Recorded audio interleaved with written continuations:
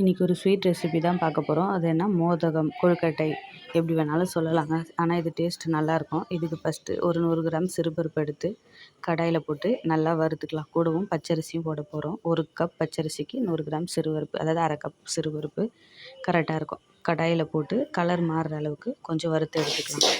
அடுத்தது அரிசியை வறுக்கிறதுக்கு முன்னாடி கழுவி அதை காய வச்சுட்டு அதுக்கப்புறம் எடுத்து வறுத்து செஞ்சால் டேஸ்ட் நல்லாயிருக்கும், சாஃப்டாகவும் இருக்கும். இப்போ இது அரிசியை நல்லா வறுத்து ரெண்டுத்தையும் ஆற வச்சு அதுக்கப்புறம் அரைக்க போகலாம்.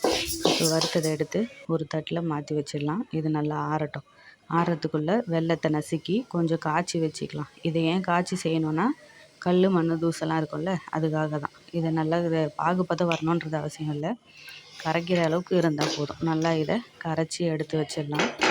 அதுக்கப்புறம் என்ன பண்ணலான்றதை பார்க்கலாம். இது நல்லா கரையட்டும். இப்போ நல்லா கரையுது பாருங்கள். நல்லா கரைச்சிட்டு எப்போ செஞ்சாலும் இதே மாதிரி கரைச்சிட்டு செய்யுங்க.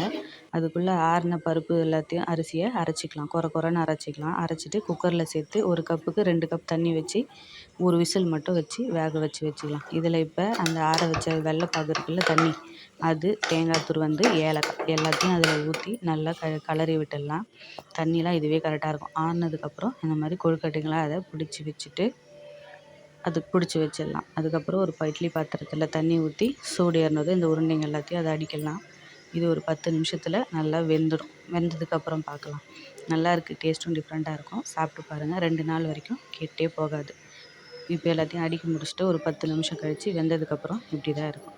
சாப்பிட்டு பாருங்கள். பிடிச்சிருந்தா லைக் பண்ணுங்கள், சப்ஸ்கிரைப் பண்ணுங்கள். பார்வையிட்டமைக்கு நன்றி.